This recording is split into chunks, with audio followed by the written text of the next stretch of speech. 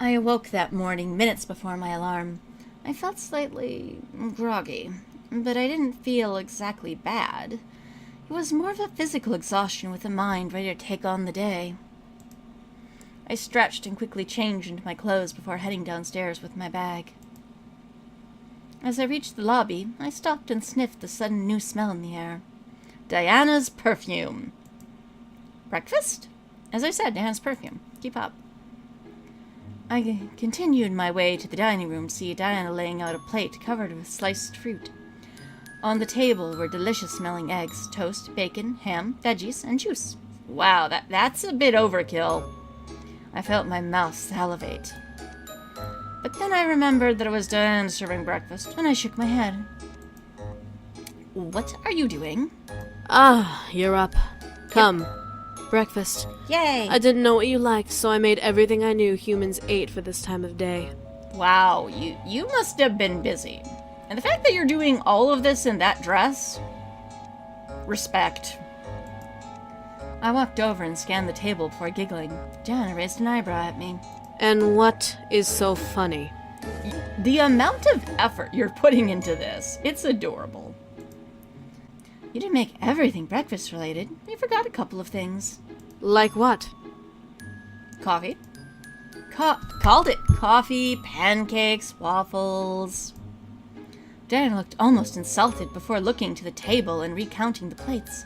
I laughed harder, making her glare at me. I haven't been in the human world long enough to know everything, all right? Okay. Unlike the it's boys, I know little to nothing about what you humans eat in your homes.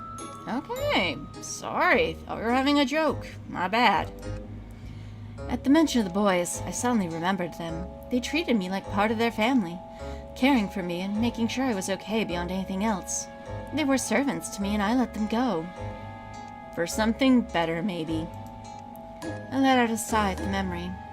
Little did I know that Diana stared at me the entire time. I shook my head and looked to the table, getting an empty plate and filling it with what I wanted before sitting and eating. Diana remained standing, watching me. I felt almost naked under her gaze, so I looked over, pausing my eating. Aren't you gonna eat?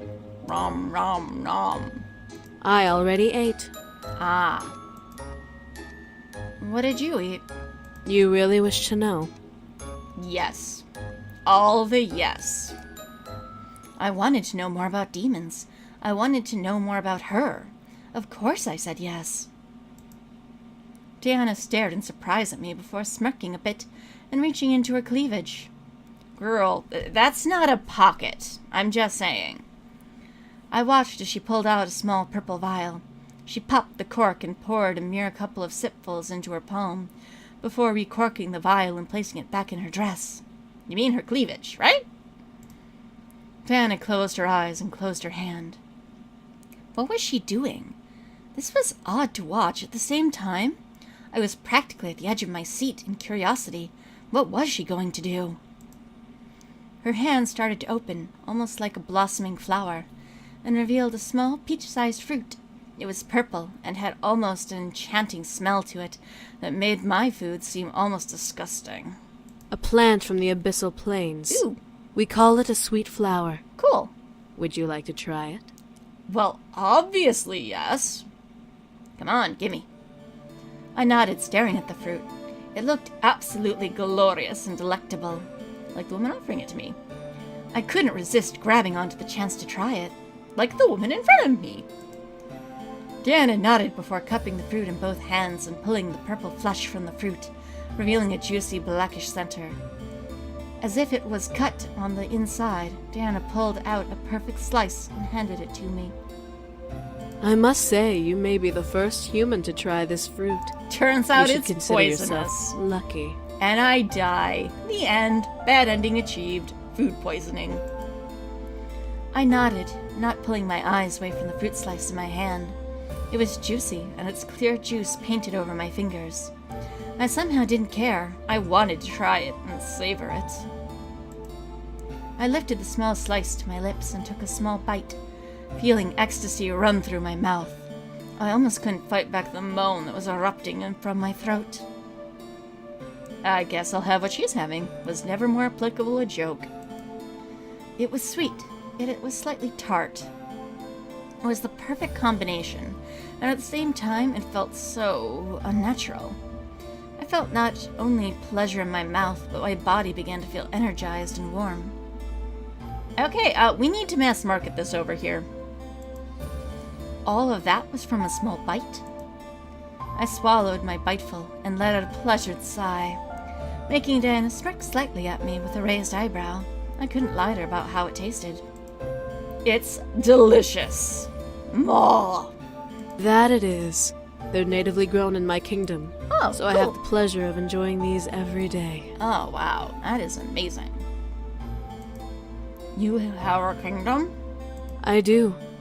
The boys are not the only royals in the demon world, sweetie. Good to know. I just so happen to be a princess. Where's your crown? And are you gonna sing? I'm just saying. I want to hear you sing. And where's your animal companion? Wait, is Murder Fairy Squirrel still around? It could be your animal companion. That'd be great. I stared in surprise. She was really a princess? How? She looked so mature. She was more of a queen than a princess. That expression alone, worth it. Really? You're a princess? You seem more like a queen. For a split second, I swore I saw Diana blush. But as she started to laugh, I shook my head at the thought. You flatter me, little girl. You're welcome. You must be careful. I may just take your flattery as an invitation to take your energy. Interesting. Good to know. I shut my mouth, feeling a blush run across my cheeks. I returned to eating the fruit, hearing her chuckle and eat the remainder of the fruit on her own. Surprisingly, I felt full from just a small slice. How could that be? The only explanation I had was that it was a demon fruit, so I mentally accepted it as just that. What I didn't expect was Diana leaning over and lifting my chin to look down at me. Messy, aren't you? A little. I'm just saying. It gave me a very juicy piece of fruit. I stared at Diana, came closer, and gently kissed my cheek by the corner of my lip, making me gasp a little. Scandalous girl. What was she doing? Why was she kissing my cheek? I was red in the face already, and here she was taking advantage. Yeah, that's what's going on. Diana pulled away slightly and licked and popped her lips. What? You had a little juice on the side of your lip. Ah. It was bothering me. You could have just handed me a napkin, you know. Although I'm not complaining, mind you, but... I ran my finger over as she kissed me, and I felt my red face grow even hotter. Diana chuckled slightly at the sight, making me almost glare at her. I didn't know if she was flirting with me or trying to embarrass me. Yeah, here's the thing with Diana, it's almost always both. And she does it well. Either way, she was winning. Eventually, my alarm started going off, reminding me to be ready for Naomi and Zuzu. Right. School was a thing, and we studied, so we're ready for today. I stood from my chair and grabbed my bag, walking out of the dining room. And where are you going, might I ask? Let's see. It's a school day. I have a school bag. I am a student. Where do you think? I have to go to school. Ah, I see. I know. It's super boring. I looked at Diana, feeling like she was up to something. She had her arms crossed, looking to me as if I owed her something. What? Well, I don't exactly want you to leave this house with the memories you have. I'd be breaking the rules if I allowed that. What? In what sense? But we have a deal. You stay for a day, I keep my memories until you leave. I still have school to go to, though. Then skip school and stay home. Stop being a bad influence, Diana. What? That, or I go with you. Oh, do I have a schoolgirl outfit I can put you in? It'd be so hot. What? Diana was crazy. To suggest going to school was practically signing a death wish. Everyone would ask about her. What would I tell everyone? I don't know, the truth? That's crazy. I can't let you leave this house with those memories unless I'm with you. Rules are rules. Fine. What rules? The rules of the world, sweetie. What now? Rules of the world? What was she talking about? The rules applies to any magical being that lives in the human world. They were established on a day you humans might know as the birth date of Jesus Christ. Huh. Cool story, bro. Wait, so does that mean Christianity is legit? Because, yeah, real world atheist, I have issues with this. It's a story to some, a religious faith to others. I won't deny or prove a religion exists because that's a human matter. Cool. Magical beings, on the other hand, don't pay attention unless they're angels from the world of heaven. Wait, there's a world of heaven? Wait, what? My curiosity was pecking at my mind like a frantic bird. I wanted to know more. Danny was giving me answers, and I wanted to ask more questions. However, I had school to go to. I was conflicted. No, girl. There's no conflict here. We stay home. Stay, and I'll tell you more of these rules. Done. And if I go? Then I take your memories. Now. I was trapped. There was no way I could bring Diana with me without some repercussion. If she took my memories now, then I'd have to go to school without remembering anything. However, if I stayed, I could learn more, and I'd miss school. You know what? I think I'm due a personal sick day, you know? I'll stay. I bit my lip. Did I really want to stay? I could feel my fingers run over my phone and call up Naomi. Without even listening to the phone, I spoke into it. Hey, girls, I'm feeling really sick. Don't worry about coming, and don't come over. I'm staying home and getting better. I hung up without even acknowledging Naomi Zuzu on the other end. Diana crossed her arms and waited for me to turn to her fully. I threw my bag to the side and looked to Diana, ready to learn more.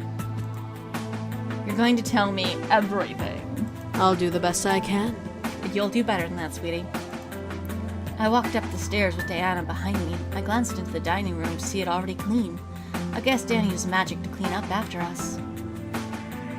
Wait, the boys were using magic this whole time? Boo. That makes their gesture less special. I continued and wound up walking into my bedroom. What kind of knowledge are you looking for, young lady? I sat on the bed as Diana stood by the balcony window. It was just like last night. Except for no pit beast. So I can ask anything and you'll answer, right? I'll give you the best answers I can give. Knowing Diana, it could have been a little lie. She already had hidden some details, but I guess she had her reasons. However, I would need to know more than just details. The rules of the worlds, what are they? They are the heart and soul of the human world, created and approved by all 5 worlds on the human date, December 25th. Really? 5 worlds? In human terms, there is the human world, heaven, purgatory, hell, and the abyss. Cool. What are the rules in this agreement? These rules dictate the behavior of otherworldly creatures in the human world. Good. Without them, there would be constant war between angels and devils, while the vampires would try and enslave humanity. You know, I want to see this play out now. I really do. Diana, do you want to kick off a war between the worlds? Demons are merely the watchers, but often the devils or vampires will try and coax them into joining them.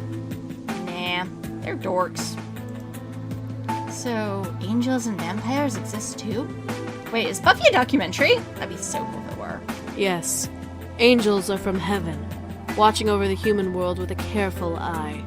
Vampires are from the human world, but pass on to purgatory before rebirth. Interesting.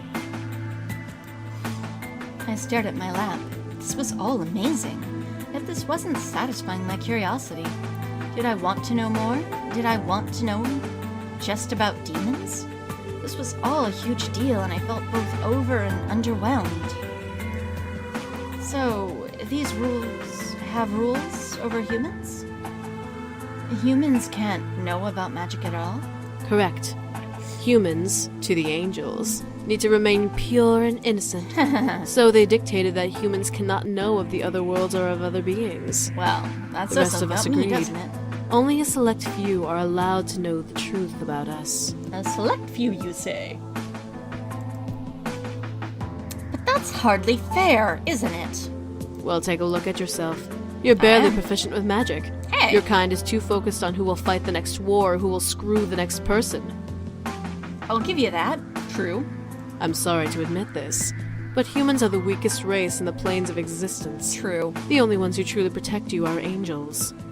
Ah, good to know. I felt angry that she made humans sound inferior. Yeah, we had our faults, but it wasn't like any of the other races were better, right? There was no way humans were the inferior race. Oh, little girl. You overestimate us way too much.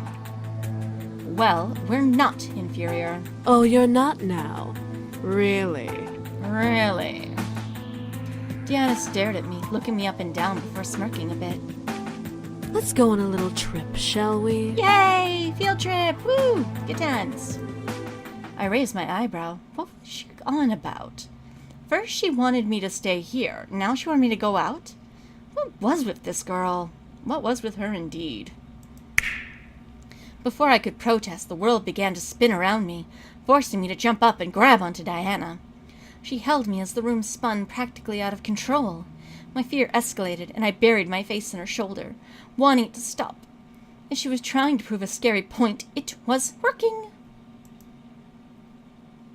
I felt the world slow down around me and soon came to a halt. I didn't want to look, but gently Diana pushed me away from her body for me to look around. I gasped when I realized that I was in a business office. What is going on? Where are we? Just a simple business office. Nothing more. Am I an Anderson Toy Company? I looked around and felt an air of familiarity. I think we're at my second home. I couldn't figure out why, but my brain kept me aware that I knew this place somehow. I didn't get to think on it too long. Suddenly, a group of businessmen entered the room, stopping at the sight of Diana and me. Yeah, I don't blame them for stopping. That is quite the get-up for the middle of the day. Who are you two? Figments of your imagination.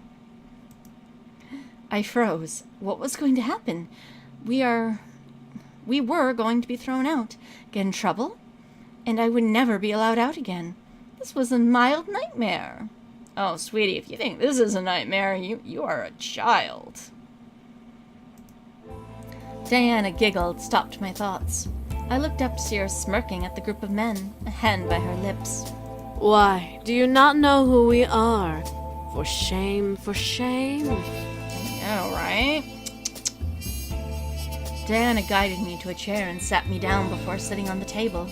I practically turned red as Diana hiked her dress to her entire legs slipped out from the slit. She crossed her legs and tossed her hair gently. We are your employers. This lovely lady is the CEO of the company, and I am her personal secretary. Oh! You men, however, are late. Is that what I'm calling you now? Good to know. I stared at Diana as she stared down the group of men like a tigress would her prey. The group collectively began to shuffle in nervousness. Surprising me, were they really believing her lie? How? The power of boobs compels them. Diana smiled and lifted her legs slightly, making the men lean in for a possible panty shot. Thank you, camera, for not doing that, by the way. I couldn't help but feel both stunned and slightly jealous. One of you needs to come over here and kiss my foot as an apology. What now? What? I looked at Diana's foot, seeing it gently bob in slight impatience. Was she seriously gonna make one of them kiss her foot? They obviously couldn't be that enthralled with her enough to stoop so low. You know what, kiddo? There's a lot of fetishes in this world. Don't judge. I let my thoughts become destroyed as I watched a man step out from the group, nervously, and get on his knees in front of Diana. As he gently cradled her foot in his hands, I tensed and held my breath. No way! The man gently kissed over Diana's foot, making almost a sultry sigh escape her lips, and sent a shiver down my spine. Diana smirked and leaned back on her hands, looking down at the man before her. My ankle next. Like an obedient servant, the man traveled his kiss to her ankle, as Diana let her head fall back with another sigh. Diana, what are you doing? Proving to you how weak the human mind is. Yeah, you see, you're not pulling that with me. You're pulling that with them. Big difference. Diana raised a hand above her and snapped her fingers, causing the group of ogling men to straighten up like an army at attention. I felt myself tense and catch my breath in response, but I couldn't feel any power over me. Water, a massage, another kiss. With each command, a man would separate from the group and to fulfill obediently. I watched as each man became practically a slave to her whim. Diana closed her eyes and let a pleasurable hum, making my spine tingle again. For some reason, this irritated me beyond belief. Watching her be pampered by enthralled men made something crawl in my chest, something dark. I wanted it to stop. That's enough, Diana. Diana and the men around her suddenly looked at me. Diana was a little surprised, but then slightly smirked. Oh my.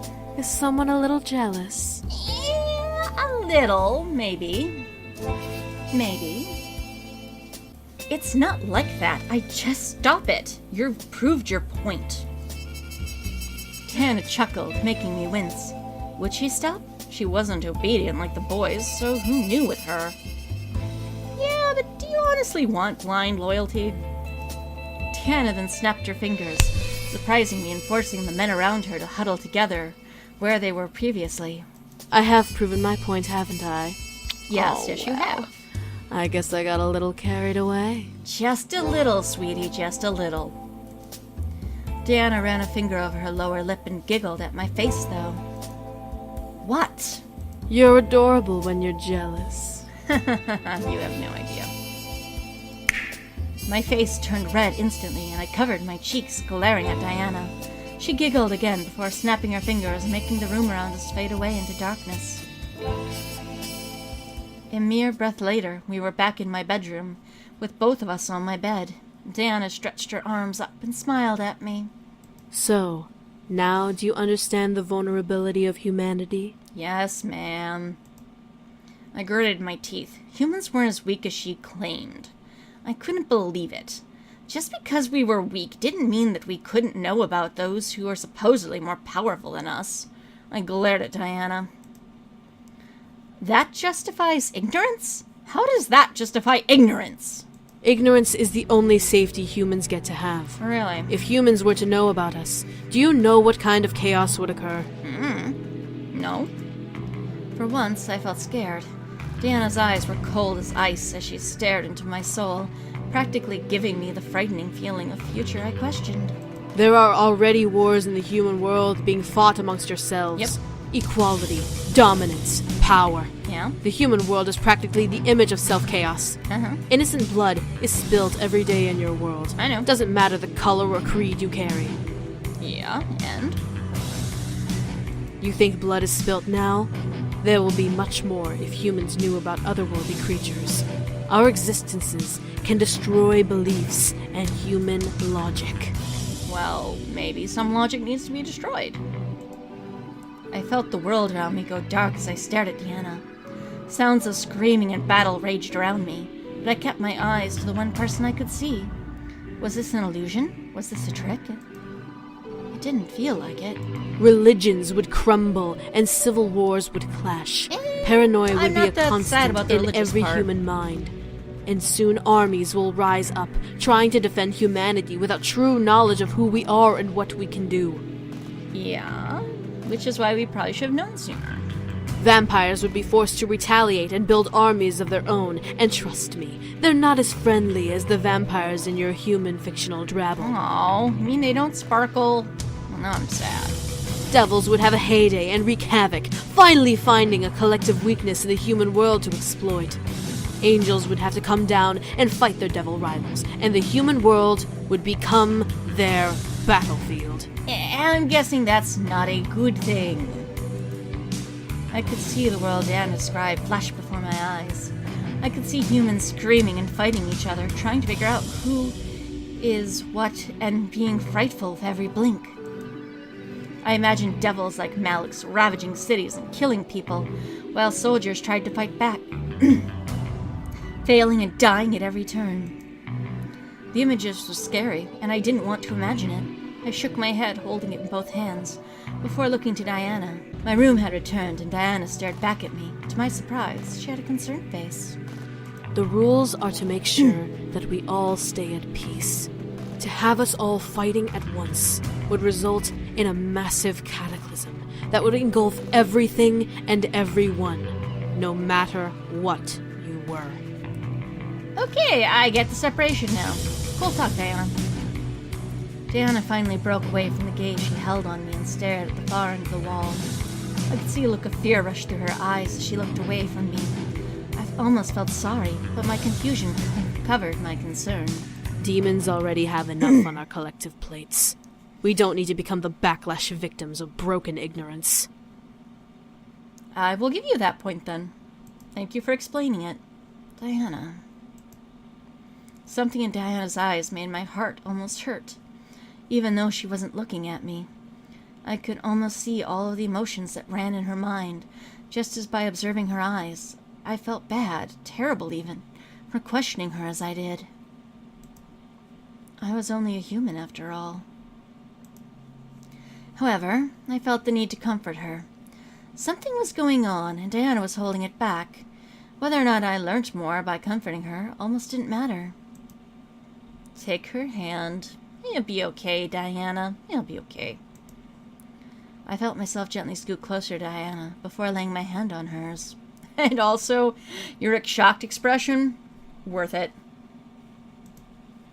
Diana stared at me for a brief moment before shaking her head frantically and shutting her eyes tightly. A soft sigh escaped her lips before she looked at me again with almost new resolve. I'm fine. I was merely trying to prove my points. Uh-huh. I think this is a lot more personal than you're letting on. The day then became filled with Diana teaching me about magic. Even when the day ended, I needed to learn more. I began to crave it. I begged Diana to stay, despite knowing our deal. Diana, despite promising only to stay a day, agreed to stay longer to tell me more. Soon days passed by, filled with lessons and examples of magic. Enchantment? Knowing that I would be missing at school, Diana quickly took care of making sure I wasn't missed. Wow, she plans to. I'm just saying. You should want this girl. Using a simple spell, as she called it, she created an illusion of me to go in my place. It was real to humans and acted just like me, but was like a ghost to the demons. Interesting. I kinda wished I remembered that spell. Yeah, I wouldn't abuse that at all. She told me of vampires, creatures that looked just like humans, who had an inner hierarchy. There were 4 types of vampires, but all of them were under the oath by rule of the worlds not to hunt humans. Then I have a question as to how exactly is it we have so much of them in our folklore and cultures? Because they don't just exist in just a culture, they exist in multiple. Which means somewhere this rule must have gotten botched, or it got set up after the fact. It was strange, and it felt like a fictional novel. But Diana promised that vampires were not like the books. They don't sparkle, and that's sad. They had adapted to living with humans, creating a formula that allowed them to walk around during the day. They even had a blood bank as currency and made synthetic blood to quench their thirsts.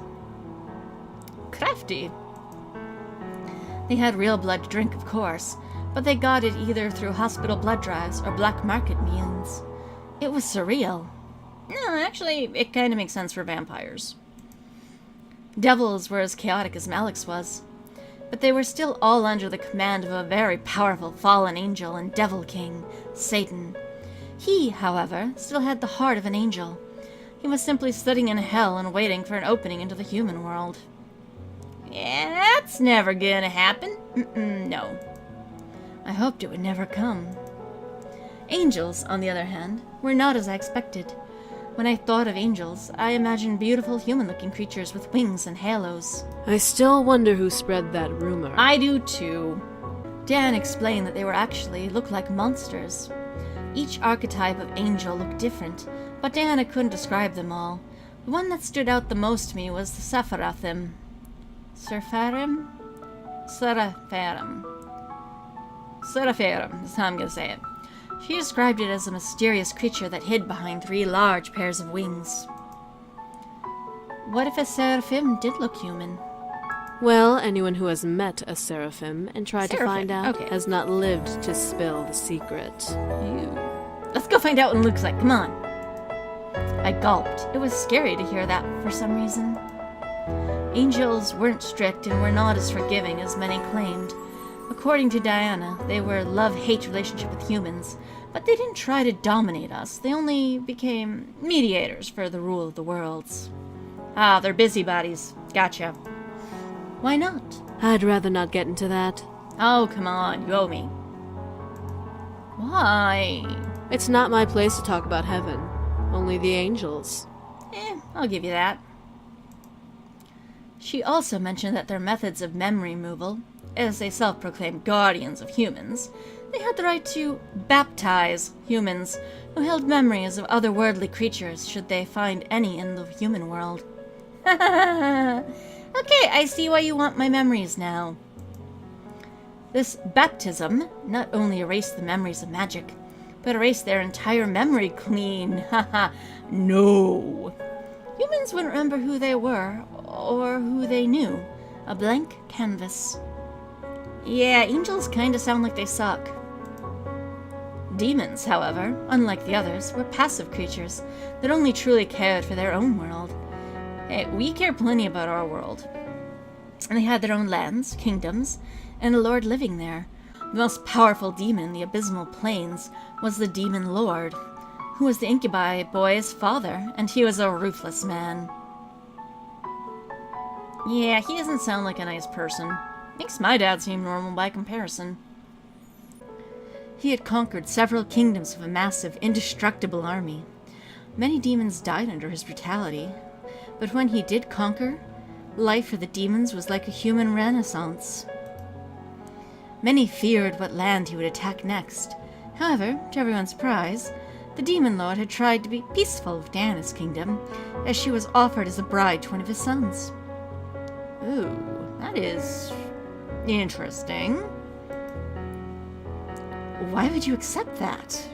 I had no choice. I was barely a child when the decision was made, and when I learned of it, I had accepted it. Why? You're a strong, independent woman. You could have taken him, just saying. Why, though? How would you know if you would be in love with the guy you married? It didn't matter. My kingdom would be safe, and I would be able to live with knowing I was able to protect my kingdom. And this is one of the reasons why I like Diana in this romance. You see, she is willing to sacrifice everything for her people and her kingdom. Which, if you only do the boys' playthrough, that doesn't come across. But when you do take the time and do this path, yeah, she is actually very sympathetic.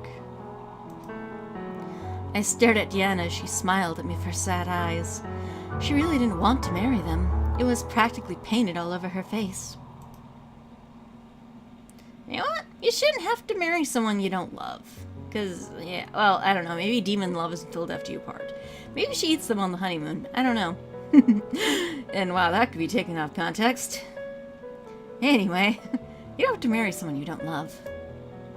Shocked expression. Diana's face shifted to one of surprise as she looked to me. I was being honest, though. She shouldn't have to marry someone to protect a kingdom. It would be safe, yes, but you would be unhappy. Can you live with yourself knowing that? I'd rather be unhappy than see my kingdom burn to the ground. Besides, as the bride of the next demon lord, I'd have the ability to change things. I could disband his armies, bring peace to the abyssal plains. You see, long-term goals, even if it's going to make you unhappy in the present. And this is why she's so much more complex and why I'm actually doing her romance before I do either of the boys. Or any of the boys, I should say. But what about love? Love? Diana looked at her lap and sighed. Love can't exist for me. Sure it I'm can. the most powerful succubus in the demon world. Exactly.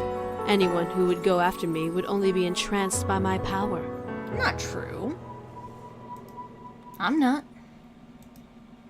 Diana chuckled, making me blush a bit. I was being honest, and here she was laughing at my words. That's what she's doing. I don't think she's used to sincerity. You're a human, dear. You Yeah, can't know when and? I'm using my powers or not. I could be using them now, making you interested in me to trust me. Yeah, but I don't think you are. But you're not, are you?